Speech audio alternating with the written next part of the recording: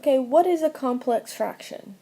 A complex fraction is a fraction in which the numerator, the denominator, or both are fractional expressions. I remember it as a fraction within a fraction. And you cannot leave a fraction within a fraction, so we're going to talk about how we need to simplify these. But before we get into simplify, let's write down an example. An example would be 1 over x over 1 over x plus 2. Another one could be, let's say I had x plus 1 over x minus 2 over 1 over x plus 3 over x minus 2. So notice, again, you have a fraction in the numerator and you have a fraction in the denominator. Now it doesn't necessarily need to be in both. I could just have, let's say I had 3 divided by 1 over x. That's considered a complex fraction as well. Alright, there's going to be two ways to simplify these complex fractions. The first way is you're going to combine the terms in the numerator into a single fraction. You're going to do the same in the denominator. So what does that mean? That means you're going to find a common denominator. So let's go ahead and do that in this first example. So if I find a common denominator in the numerator, notice my common denominator is y. So I'm going to take this 1 and multiply it by y over y. So if I do that, I'm going to get x over y plus y over y. Now you're going to do that same thing in the denominator. This time, if you look in the denominator, your common denominator is going to be x. So I'm going to multiply that 1 by x over x. So when I do that, I'll get x over x minus y over x. Now that they have the same denominators, I can go ahead and combine them into a single fraction. So if I take a look, they both have y. So if I combine it, I'm going to get x plus y over y. Do the same thing in the denominator. I combine them now that they have the same denominator. I get x minus y over x. Now it says factor and then multiply by the reciprocal of the denominator. So basically, all this is saying it's a division problem. So we're going to rewrite the problem as a multiplication. So I'm going to take x plus y over y. The numerator doesn't change. All we're going to do is we're going to take the reciprocal of this denominator. So times the reciprocal, so it's going to be x over x minus y. Notice it told you to factor. In this case, if I take a look, nothing needs to be factored, so you're just going to leave it alone. So my final answer would be x times x plus y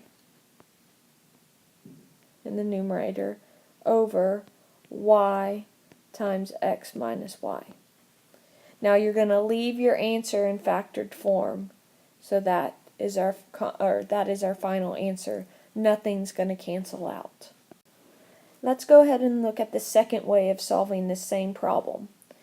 The first step is to find the LCD of keyword all the fractions. So if we take a look at the example, the LCD on top is y, the LCD on the bottom is x. So that means the LCD for the entire thing, you have to combine it. So it's going to be x, y. That's the LCD. Now it's telling us to multiply the numerator and the denominator by the LCD. So I'm going to take the top, multiply by x plus y, xy, and I'm going to do the same thing with the bottom and multiply by xy. Now you have to distribute that to both terms on top. So if I do that, notice I'll get x squared y over y plus xy. Do the same thing on the bottom. Again, you have to distribute. So I get xy minus xy squared over x. Now if you notice, I can reduce this right here. The y is going to end up canceling out. So I'm just left with x squared plus xy over. If I take a look at the denominator, again, right here, I can cancel out that x. So I'll be left with xy minus y squared.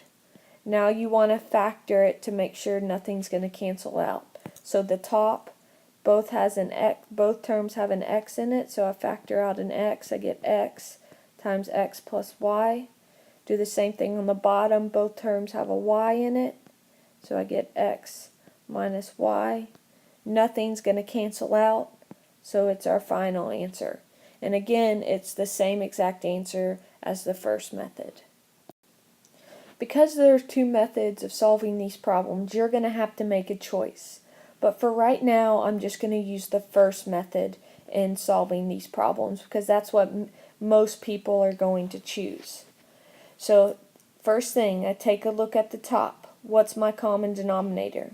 Well, I have an a and then an a plus h. So what I need to do, the first one has an a plus h, so I need to multiply that by an a on the top and bottom. Now the second one has an a, but it doesn't have an a plus h, so I'm going to multiply by a plus h on the top and bottom. So when I go ahead and do that, I'm going to get a over a times a plus h minus a plus h over a times a plus h. All over. Notice the denominator is not a fraction, so it's going to stay the same. It's just going to stay h. Okay, now that I have a common denominator, I can go ahead and combine it into a single fraction. Now, one thing to notice, since it's subtraction, that negative has to go with both terms. So that's why I'm using parentheses right here. Over the common denominator all over h. So let's go ahead and distribute that negative in. So I'll get a minus h all over a times a plus h all over h. Now notice my a's are going to cancel. So all I'm left with in the numerator is negative h over a times a plus h. Now, if we take a look at the denominator, this h is over an understood 1.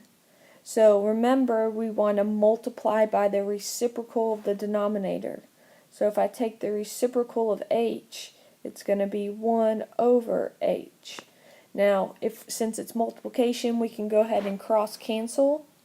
So the h's are going to cancel. So your final answer is going to be negative 1 over a times a plus h as our final answer. Alright, some of you may say, okay, I don't see why this is a complex fraction. But it's a complex fraction because of these negative exponents. So the first thing we want to do is rewrite our problem. So I'm going to rewrite x to the negative first as 1 over x, plus y to the negative first is 1 over y, divided by, now since this right here is in parentheses, that entire thing needs to go in the denominator. So it's going to be 1 over x plus y. Now we're going to use method 1 again, so we're going to find a common denominator on top, which is xy. So this first one needs to be multiplied by y on the top and bottom. The second one needs to be multiplied by an x on the top and bottom. So if I go ahead and do that, I'm going to go in this direction. It'll be y over xy plus x over xy all over. Now if you take a look at this denominator, it's already a single fraction, so I don't need to do anything to that. It's going to stay 1 over x plus y. Now I'm going to go ahead and combine the top into a single fraction. Now that I have a single fraction on top, or single fraction in the numerator and the denominator, it's basically a division problem. So I rewrite the numerator, and I'm going to take the reciprocal of the denominator. So flip that, and I get x plus y over 1. Now we check, is anything going to cancel? In this case, no. Notice y plus x and x plus y are the same thing.